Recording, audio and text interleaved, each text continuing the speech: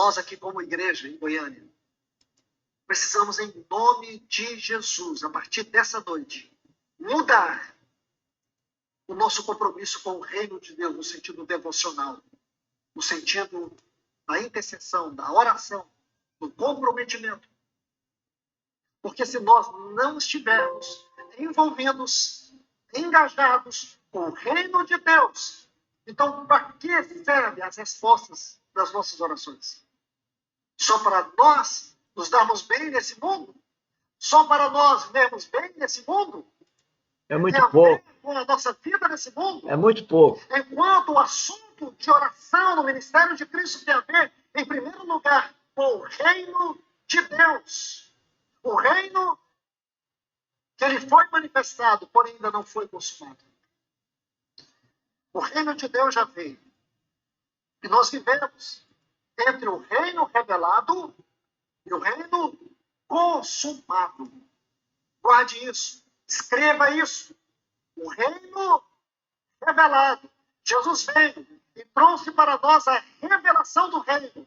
Agora ele virá para consumar a manifestação do seu reino. Escreva isso. Guarde isso. Isso é um princípio muito importante. Ele veio e revelou o reino. Agora ele virá para consumar o reino. E eu pergunto, irmãos, nós como igreja, eu, você, nós como pessoas, estamos comprometidos com a consumação do reino? Então, se a gente é filho de Deus, se a gente é irmão de Cristo, se a gente tem uma vida espiritual, se a gente tem uma vida cristã verdadeira, nós devemos estar preocupados com o reino a ser consumado após a vinda de Cristo arrebatar a sua igreja, a sua noiva, o seu corpo. Será que nós temos noção disso? Será que nós já pensamos nisso alguma vez? Eu não. Eu tenho 68 anos e aprendo todo dia através das revelações que eu recebo. E essa é uma delas.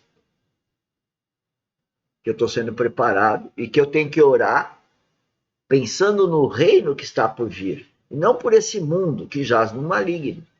Parece até óbvio para mim hoje isso. Não sei como não refleti isso anteriormente.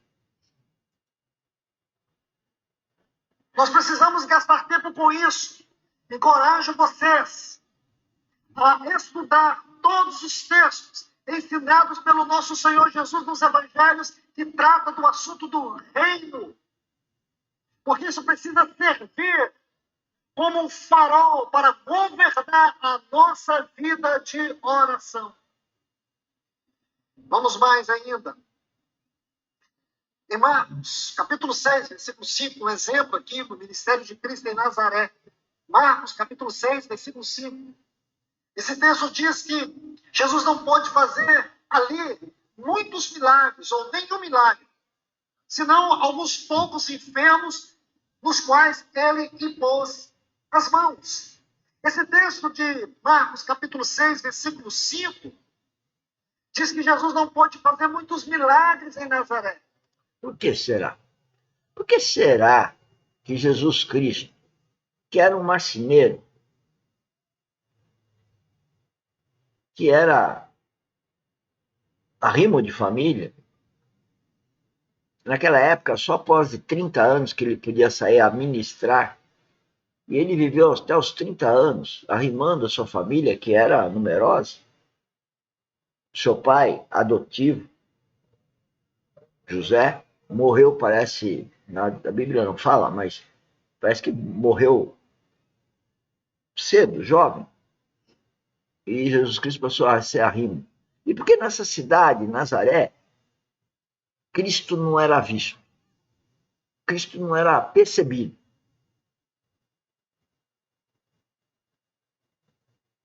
Sendo um profissional lá, fazendo, sei lá, barco, móveis, sei lá o que ele fazia de marcenaria, ele não era percebido. Por que será? Por que em Nazaré ele não fez muitos milagres? Já refletiram? Agora vamos ouvir. foi a cidade onde ele nasceu, onde ele cresceu. Alguns poucos enfermos foram curados em Nazaré. Aí no versículo 6 diz assim, porque vai responder para nós. Por quê? Por que que o nosso Senhor Jesus não fez muitos milagres em Nazaré? Porque ele ficou impressionado com a incredulidade deles. Nazaré. Porque ele ficou incredulidade ficou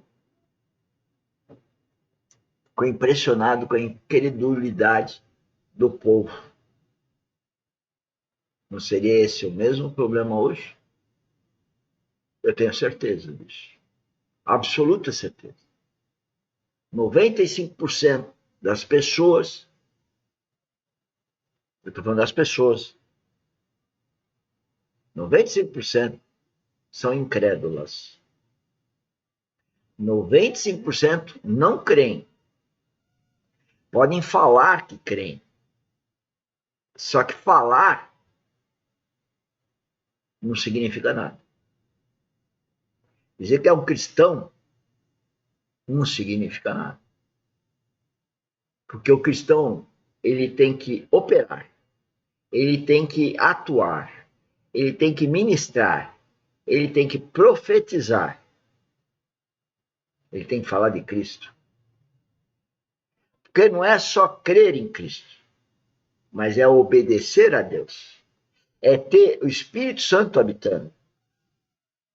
E quando o Espírito Santo habita, ele habita para te governar. Mas as pessoas querem os deleites dela, os amores que ela tem nesse mundo, carro, negócios, família, nada contra isso, desde que dirigidos pelo Espírito Santo. Aí que pega.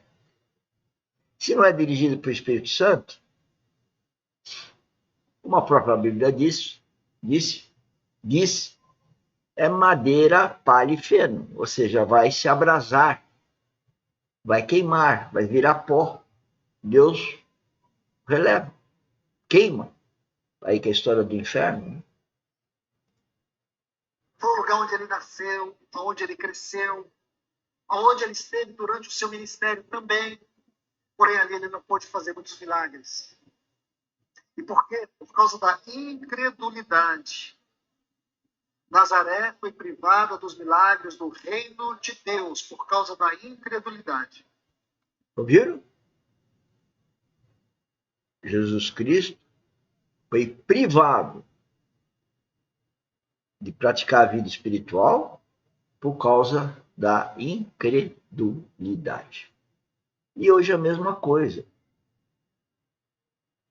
É a mesma coisa.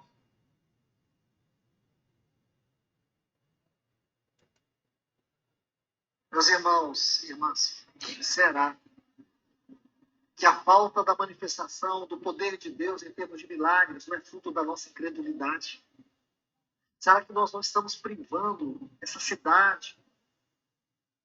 Será que nós não estamos privando as pessoas de ver os sinais do reino de Deus por causa da nossa incredulidade, da nossa falta de fé? Certamente.